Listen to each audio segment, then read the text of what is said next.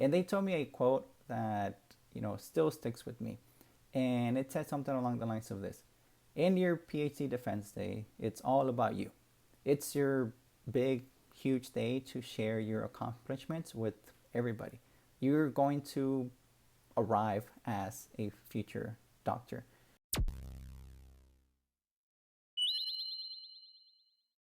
Hi, welcome to Latino PhD. I am your host, Dr. Adolfo Lara, where my PhD experiences and realizations help you with your aspirations. And today, we're diving into the topic of the final days of the PhD journey, which includes your defense preparation and your defense presentation. And if you're in this final stretch of the journey, or you're just thinking ahead to when you get there, then this video is for you. Having gone through this process myself and looking back at it with what I know now, this is the reality check and the next steps I would go back in time to tell myself. So the context here is that this video is inspired by the r/PhD subreddit, where a user has asked the following question. The title says, "Advice for defense prep and presentation."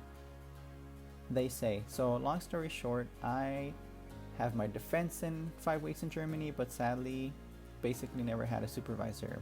I won't get into it now, but it involves my supervisor leaving to another continent. I'm sorry to hear. During my first year and preserving the right to supervise me, but ignoring me for 5 years.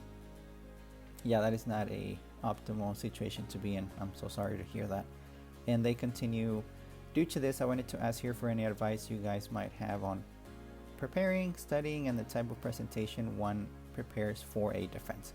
I of course have a plan to follow, etc., but seeing as advice has not been abundant in my life so far, any additional information will go a long way. So I'll add a little bit of additional context here regarding the PhD defense process. Specifically in my case, it was a 3-step process. Number 1, it involved a 60-minute public presentation with other PhD students, my family, professors, and open to the public. Anybody that had an invitation could go to the presentation. Number 2, after concluding that presentation, my advisors performed a private examination where I was asked basically any question about my project, the methods I used, some of the philosophy behind those methods, what my findings might mean. And not only that, but they were at liberty to ask about just topics of biology in general related to my project.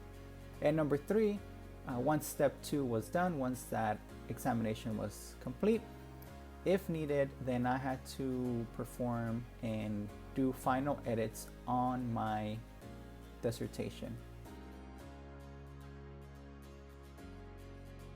And so thank you to the Reddit user for sharing this experience. And the reality check here is that if nothing were to be done, then no preparation, then you run the risk to not have the best presentation you could have. And you run the risk of 2 things: 1, going over time, and 2, feeling defeated because of that. So, a reality check is that number 1, this is your big day. All of those literal weeks, months, and years that you have invested into the PhD project, all of that time that may have been filled with persistence, perseverance, and if you had a similar experience as me, doubt, insecurity, crying, imposter syndrome, all of that converges to that final defense day.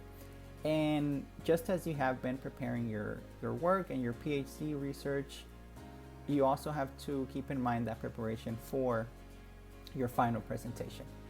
And if you were to not do that, then you run the risk of going over time. I know that in my experience, if I don't prepare how I would like to, then I start kind of rambling on and not presenting ideas the best way or in the clarity that I would like for them to be presented in. And that's going to have an effect on the audience. They may start to feel lost, and as a speaker, you'll be able to see their body language, and that's going to create a feedback loop where if you see that they're not following along, you may feel bad, start talking more, and then you're going to go over time potentially. And number two, that's going to have an effect on your mentality. If your process is similar to what I went through, where you had to do the public presentation first and then the closed examination, then having a public presentation that didn't go too well is going to have an effect on your mentality and your energy as you walk in to that private examination process. So we want to avoid this, and what can be done?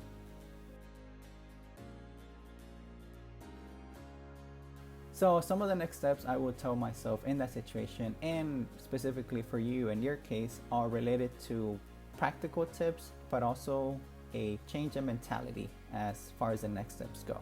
So practically, I'll share my preparation process and the experience for the defense.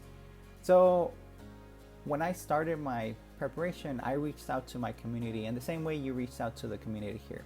I reached out to other PhD students, postdoctoral students, or postdoctoral fellows who had time and were willing to help. And a lot of them were from outside of my topic of expertise. So I did genetic sequencing, and some of my friends in that same program did not need that technique. So they provided a great outsider perspective into the work and the presentation I was doing. And in this case, just let them know ahead of time that they can be as direct as possible. Any and all feedback is welcome at this stage, because they're going to make the presentation that much better. One practical tip that really helped and that I still remember is, depending where you're going to present, you may be in a large auditorium, which was the case in my experience. And so one of the postdoctoral fellows in the program sat all the way to the back. And I was kind of wondering why they did that, but I just went through the practice talk. And at the end, when everybody was providing tips and feedback, he mentioned that some of my slides, the text on them was very small, so it was not visible from the back. And that makes sense, because not everybody that goes to the presentation that day is going to want to sit in the front. Some of them are going to want to sit in the further back. So I made that edit and made the font size bigger. That way it was accessible for everybody to see. So number two would be the mentality. And here, in full disclosure, I was nervous, and I remember seeing this one post also on Reddit that they tracked their heartbeat with their Apple Watch, and it showed that there was a lot of increase in activity due to being nervous. And yeah, I completely agree. And so being nervous in that day, it's pretty okay. And one thing, and as regarding to the mentality of that, is one quote that a PhD student at the time shared with me. Well, at the time, they were no longer a student. They had already gone through the defense process, so they were a doctor. And they told me a quote that, still sticks with me. And it said something along the lines of this: in your PhD defense day, it's all about you. It's your big, huge day to share your accomplishments with everybody. You're going to arrive as a future doctor. And in reality, in taking a step back, there's only going to be 2 talks where 99%, maybe even 100% of the audience is going to be on your side. And that will be your first PhD defense talk, right? So your first talk, or your last talk when you retire. Anything else in between, people are going to be much more critical of your work. And a lot of them may not be on your side 100%, including job talks or research presentations, etc. So in this case, in this first PhD talk you're giving, more than likely everybody's going to want to see you succeed, and they are there because they want to share in that process and they want to share in your success. So keep that in mind. To me, that completely changed my mentality leading up to that day. And it made me feel a lot better and a lot more calm when I presented. So yeah, if you can, remember that 5 weeks from now. And it is truly a life changer when it comes to presenting your PhD work.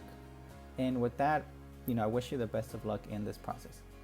Now, if you're not on the end of the journey, but rather the beginning of the PhD process, and you feel a little bit lost, Check out this video where I provide a reality check and next steps if you're feeling like a red flag PhD student within the first 3 months of your journey.